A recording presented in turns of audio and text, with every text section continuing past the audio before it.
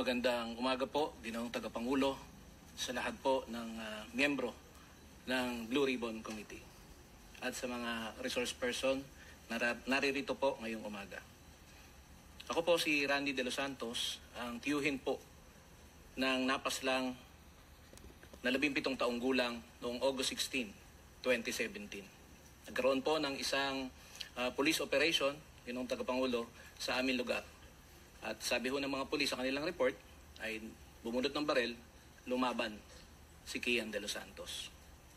Sa pagdinig ng mga kaso, hindi ho yun totoo. Napatunayan po namin sa korte na si Kian ay hindi nanlaban at pinatay. Intensyonang pinatay ng mga pulis.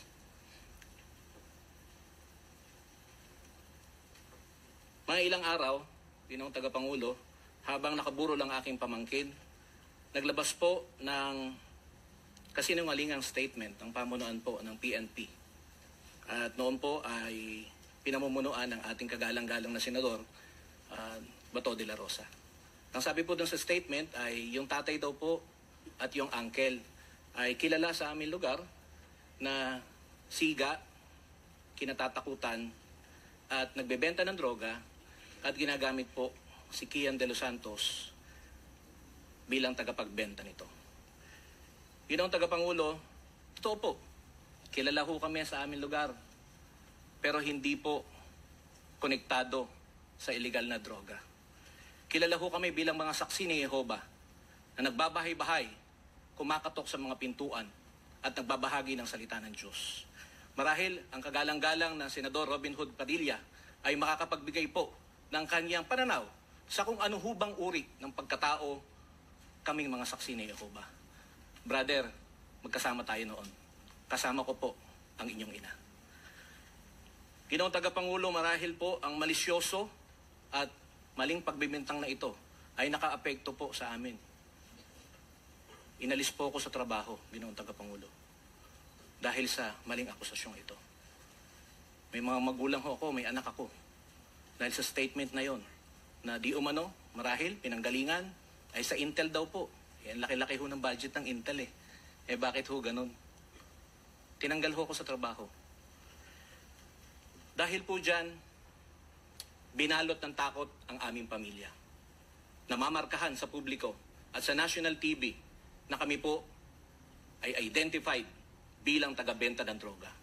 Noong panahon yun, nakakatakot na ho eh. Baka kami na ho isunod.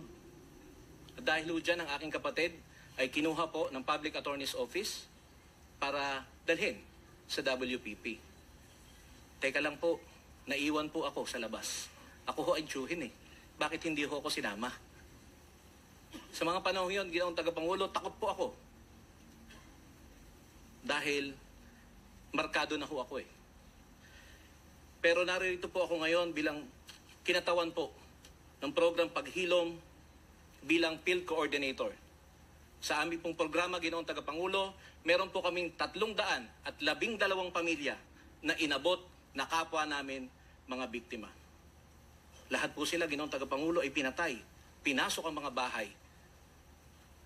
Police operation.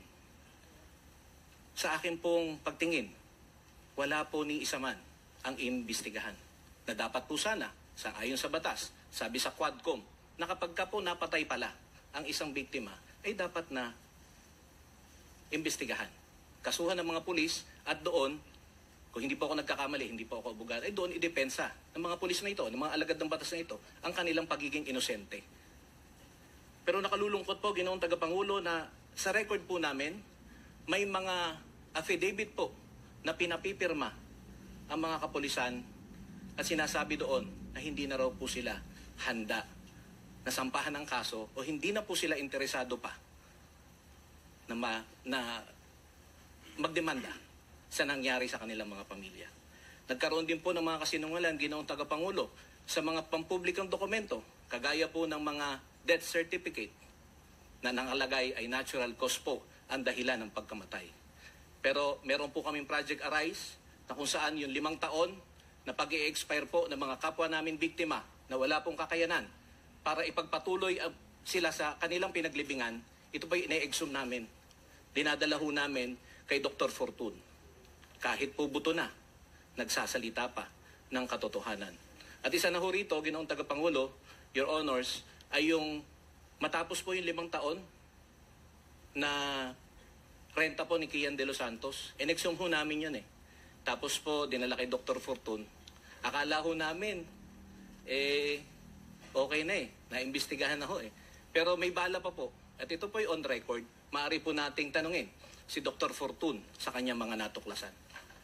Ginoong Tagapangulo, ako po bilang kinatawa ng aming pamilya, ng aking kapatid, nag-usap po kami bago po ako magtungo sa kagalang-galang na komiting ito. Ano bang aking sasabihin doon, Tol? Ano bang gusto mong iparating sa ating kagalang-galang ng mga senador at sa ating tagapangulo? Dismayado po ang kapatid ko, Ginoong Tagapangulo, sa nangyari. Hindi pa ho namin nakukuha ng buo ang hustisya. Kung maaalala po ninyo, 3 po yung aming isinampang kaso laban sa mga kapulisan. Murder, planting of evidence ng baril, at planting of evidence ng droga. Ginoong Tagapangulo, napatunayan na ho namin ito sa korte. Tila maila pa rin po yata sa amin ng hustisya. Nanalo ho kami sa RTC. May gawad po na danyos, hindi pa ho namin nakakuha ito. Ginoong Tagapangulo. Ang kapatid ko ho ngayon na stroke. Kalahati ho ng katawan niya ay lantang gulay. Sa mga bagay pong ito, Ginoong Tagapangulo, at bilang kinatawan po, bilang field coordinator ng program Paghilom, nais ko pong ipabatid sa inyo na lahat po ng 312 na mga pamilya na sa aming pangangalaga, hindi ho sila nanlaban, Ginoong Tagapangulo. Ako po mismo ay personal na pumisita sa kanilang mga burol noong mga panahon na nakaburol ito. At nakakwentuhan po sila. Naalala ko po, pahihintulutan po ninyo, yung binanggit ng aking kaibigan na Jehovah's Witnesses noon. 1 minute, sir. Yes, sir. Go ahead. Na Jehovah's Witnesses noon. Ang sabi daw po ay, kapag ka namatay ang isang tao, makikilala mo kung sino siya. Sa burol, buti nga, namatay yung taong yan, napakasalbahe niyan eh. Pero kapag ka namatay po ang isang tao, sasabihin, sayang, nakakapanghinayang, napakabuting tao niyan, tumutulong. Marahil ito po ang naobserbahan ng ating mga media na naririto, na halos 2 linggo nag-cover sa burol ni Kian. Marahil po nagtanong-tanong kayo, Ginoong Tagapangulo, sa karakter ni Kian De Los Santos. Hindi ho siya. Wala ho siya sa listahan. Hindi po siya, Ginoong Tagapangulo, nagbebenta ng droga. Inosente po at nag-aaral po ang aking pamangkin sa isang pribadong paaralan na kahit po medyo may kataasan, ay ginagapang po ng aming pamilya.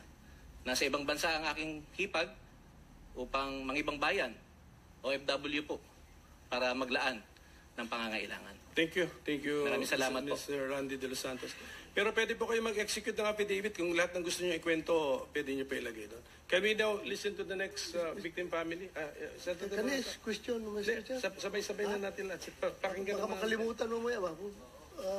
Habang presko pa sa utak natin. Okay. Short question lang. Can I suspend for a minute? Okay, hearing is resumed. Senator Bato de la Rosa is recognized. Yes, Mr. Chair. First of all, I would like to express my condolences to Mr. Randy De Los Santos. Alam po nyo, nung namatay si Kian, ako po'y galit na galit talaga. Sino bang maniwala na bata nagtutulak ng droga, pinatay? Ako may anak rin ako. Kung mangyari yun sa anak ko, galit na galit ako, Mr. Chair. Tama. Kaya ako, I tried my best talaga na yung kaso na yan, kasi bata binaril. So kailangan managot talagang gumawa niyan. Pero meron akong nasabi, if I can fully remember, sinabi ko, nung tinanong ko yung mga nakabaril kay Kian, sir, ang explanation na sa akin, kaya nangyari yun, sir, dahil yung meron kaming nahuli na po, sir, na isa dyan sa Caloocan, at itinuro yung isang babae na tumboy na pinanggalingan na kanyang droga. Tapos, ang sabi nung poser na nahuli namin, sir, yung droga nung tumboy na yan, masyadong madiskarte, hindi siya nagbibigay direkta sa amin ng supply.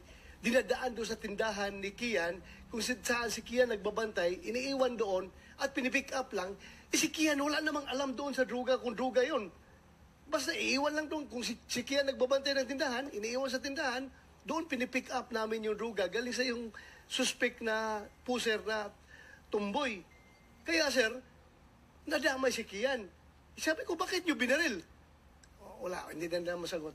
Hindi na masagot. Pero actually sir, doon talaga sa tindahan ni Kian namin kinukuha. And ako'y nagtataka, bakit did I mention the name of a certain Randy De Los Santos as involved in drugs? Ang alam ko noon, nabanggit ko during one of my interviews, na yung sabi ng pulis, nakalookan, na ngayon nakakulong, sir, yung tatay ni Kian mismo, sir, tingnan mo yung mukha. Naubos na yung ngipin, naubos na yung gums sa kagamit ng droga. User yung tatay. Kaya ang tanong ko nga, bakit hindi ang tatay pumunta dito? Bakit yung uncle ang nagreklamo? Yun ang sabi sa akin ng pulis. What can I do? I received that information. Sir, tingnan mo, interview yung tatay ni Kian. Tingnan yung mukha. Tunaw na tunaw yung panga. Tunaw na tunaw yung ngipin. User yan, sir. Sabi sa akin ng police operative ng Caloocan. So, senior ko lang rin sa media. Dahil kitang-kita naman kung tingnan mo. Kaya nga, bakit na-involve yung uncle, I don't think, I'm not sure. Please refresh me, my memory, kung nabanggit ko yung pangalan of Mr. Juan Randy De Los Santos as involved in drugs. I cannot remember, Mr. Chair. I just hope this body can be enlightened. Dahil that's why I insisted to respond, Mr. Chair. Although ayaw mo akong i-interpolate yung ating witness, but anyway, if that is the ground rules of this committee, I submit, Mr. Chair. Thank you. We will interpolate all of them together, Mr. President. Suspend.